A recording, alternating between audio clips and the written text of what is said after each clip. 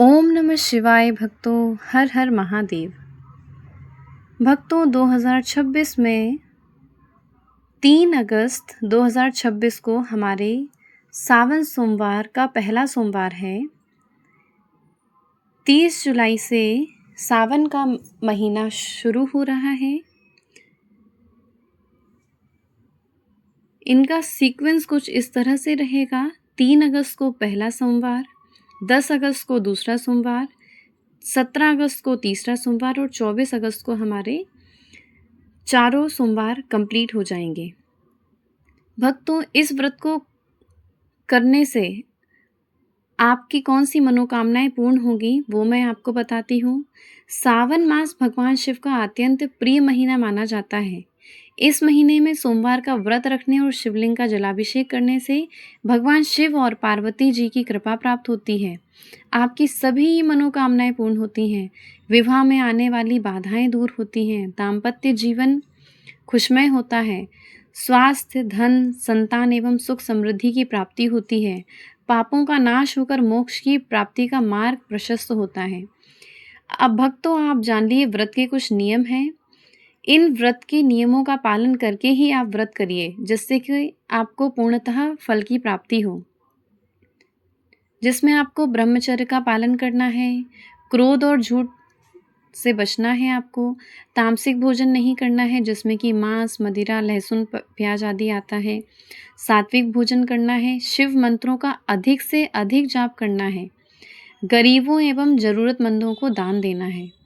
इसमें आपको प्रातःकाल उठ के ब्रह्म मुहूर्त में स्नान करके स्वच्छ वस्त्र धारण करने हैं। व्रत का संकल्प लेना है। पूजा स्थान को साफ करके भगवान गणेश का पूजन करना है। भगवान शिव एवं माता पार्वती जी का ध्यान रखना है।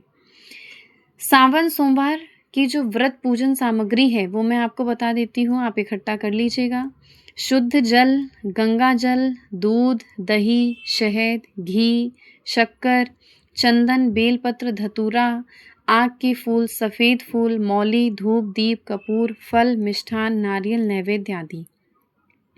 संक्षिप्त में मैं आपको क्रम बता देती हूँ किस तरीके से आपको पूजन करना है। स्नान एवं व्रत का संकल्प लेके गणेश जी का पूजन किया, शिव पार्वती जी का ध्यान किया आपने। उसके बाद जलाभिषेक करना है।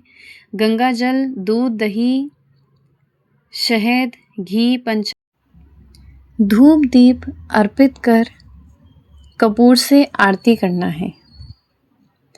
जब आप जलाभिषेक कर रहे हैं उस दौरान आप कुछ मंत्रों का जाप कर सकते हैं, जैसे ओम नमः शिवाय पंचाक्षर मंत्र है, या फिर आप महामृत्युंजय मंत्र का जाप कर सकते हैं। ओम त्र्यंबकम यजामहे सुगंधिम पुष्टिवर्धनम उर्वारुकमिव वंदना मृत्युर्मुक्षीयमामृता। या फिर आप शिव गायत्री मंत्र का जाप कर सकते हैं, जो कि इस प्रकार है। ओम तत्पुरुषाय विद्महे महादेवाय धीमहि तन्नो रुद्र प्रचोदयात्। बेलपत्र अर्पण करते समय आप इस मंत्र का जाप करते हैं तो आपको और ज़्यादा पुण्य की प्राप्ति होती है। बेलपत्र अर्पण करते समय आप इस मंत्र का जाप करिए। त्रिदलम त्रिगुणाकारम त्रिनेत्रम च त्रयायुधमम त्रिजन्म पाप संहारम एक बिल्वम शिवार्पणम। पूजा के बाद आपको शिव चालीसा का पाठ करना है। महामृत्युंजय मंत्र की 108 बार जप करना है, यदि आप कर सकें। शिव आरती करें, प्रसाद वितरित करें, दिन भर सात्विक भोजन करें और शाम को पुनः भगवान शिव जी की आरती सभी सदस्यों के साथ मिलकर करें। अब आइए भक्तों, मैं आपको सावन सोमवार की पवित्र और पौराणिक कथा सुनाने जा रही हूँ। श्रावण सोमवार की कथा के अनुसार अमरपुर नगर में एक धनी व्यापारी रहता था। दूर दूर तक उसका व्यापार फैला हुआ था। नगर में उस व्यापारी का सभी लोग मान सम्मान करते थे। इतना सब कुछ होने पर भी वह व्यापारी अंतर्मन से बहुत दुखी था, क्योंकि उस व्यापारी का कोई पुत्र नहीं था। दिन रात उसे एक ही चिंता सताती रहती थी, उसकी मृत्यु के बाद उसके इतने बड़े व्यापार और धन संपत्ति को कौन संभालेगा। पुत्र पाने की इच्छा से वह व्यापारी प्रति सोमवार भगवान शिव की व्रत पूजा किया करता था। सायंकाल को व्यापारी शिव मंदिर में जाकर भगवान शिव के सामने घी का दीपक जलाया करता था। उस व्यापारी की भक्ति देखकर एक दिन पार्वती जी ने भगवान शिव से कहा, हे प्राणनाथ, यह व्यापारी आपका सच्चा भक्त है। कितने दिनों से यह सोमवार का व्रत और पूजा नियमित कर रहा है। भगवान, आप इस व्यापारी की मनोकामना अवश्य पूर्ण करें। भगवान शिव ने मुस्कुराते हुए कहा, हे पार्वती, इस संसार में सबको उसके कर्म के अनुसार फल की प्राप्ति होती है। प्राणी जैसा कर्म करते हैं उन्हें वैसा ही फल प्राप्त होता है।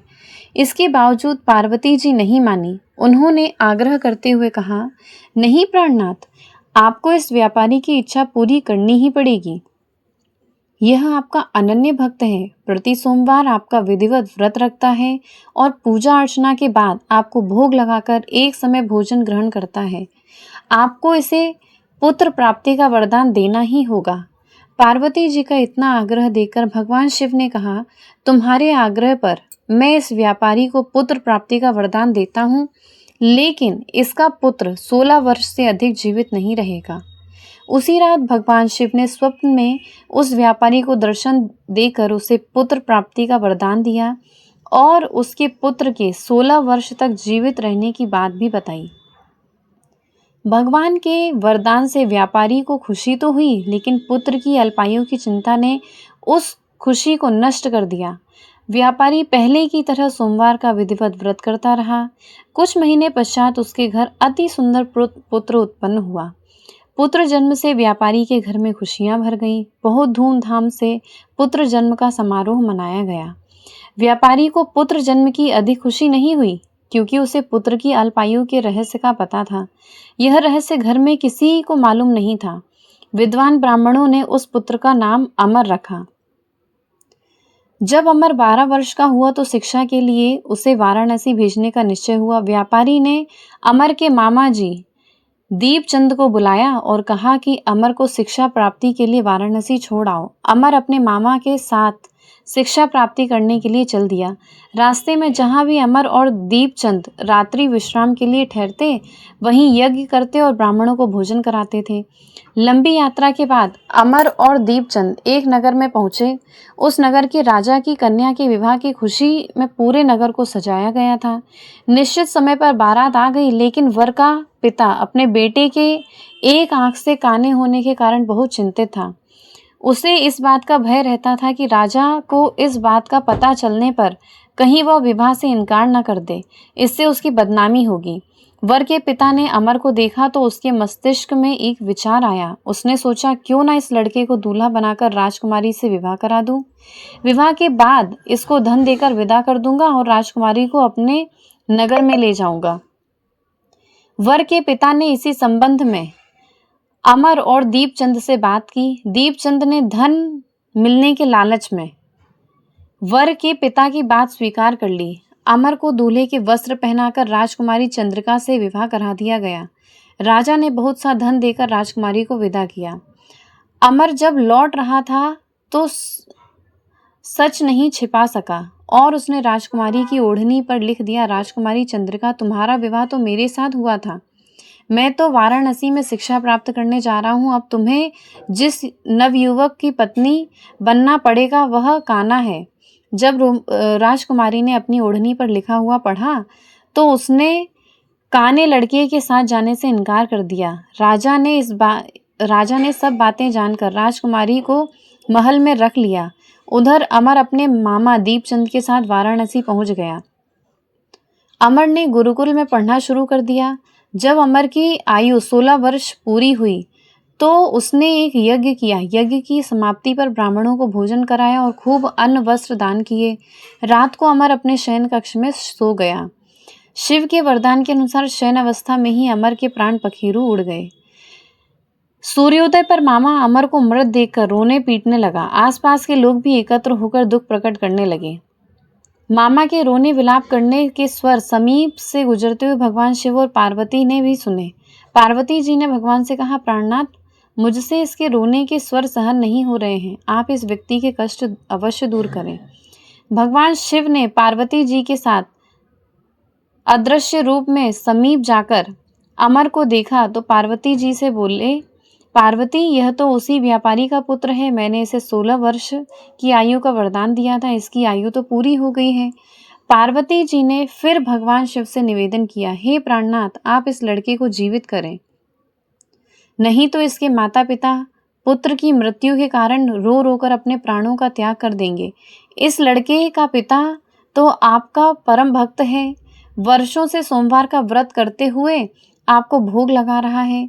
पार्वती जी के आग्रह करने पर भगवान शिव ने उस लड़के को जीवित होने का वरदान दिया और कुछ ही पल में वह जीवित होकर उठ बैठा।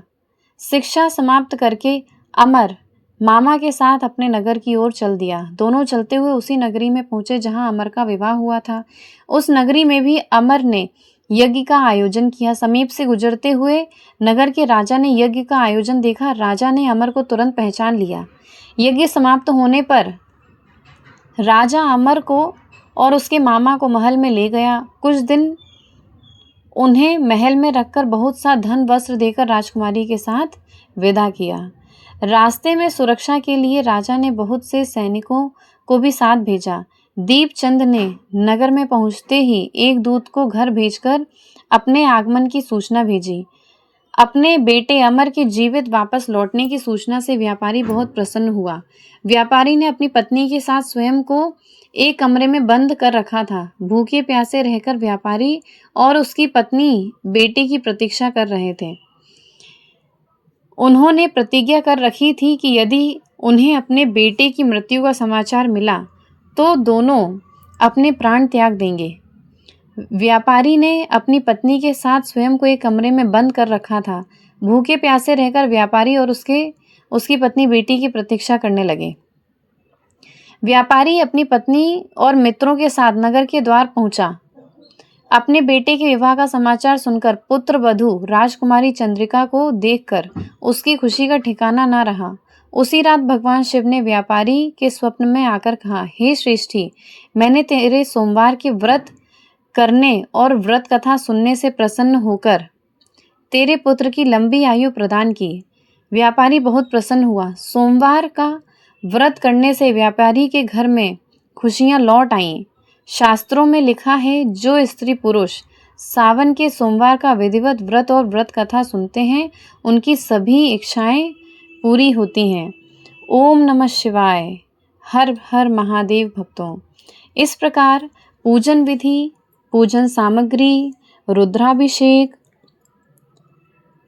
सभी क्रम से मैंने आपको बताया है हमारे चैनल के माध्यम से, हमारे YouTube चैनल सनातन भक्ति शारदा के माध्यम से। भक्तों, अगर आपको यह वीडियो पसंद आया हो तो चैनल को सब्सक्राइब करिए और ऐसी जानकारी अपने परिवार के अन्य सदस्यों के साथ साझा करिए और बेल आइकन को प्रेस करिए, जिससे कि आपको इस तरीके की जितने भी वीडियो हैं पूजा भक्ति से रिलेटेड, आपको उसका नोटिफिकेशन तुरंत ही मिल सके। इसके बाद में आप आरती कर सकते हैं। ओम जय शिव ओमकारा। ओम जय शिव ओमकारा, प्रभु हरि शिव ओमकारा, ब्रह्मा विष्णु सदा शिव हरदंगी धारा। ओम जय शिव ओमकारा। एक भक्तों, आप महामृत्युंजय मंत्र का भी जाप कर सकते हैं इच्छानुसार। शिव गायत्री मंत्र का जाप कर सकते हैं और पंचाक्षर मंत्र का भी जाप कर सकते हैं। पंचाक्षर मंत्र बहुत ही आसान रहेगा, बच्चे से लेकर बूढ़े तक सभी इसका जाप कर सकते हैं। पंचाक्षरी मंत्र है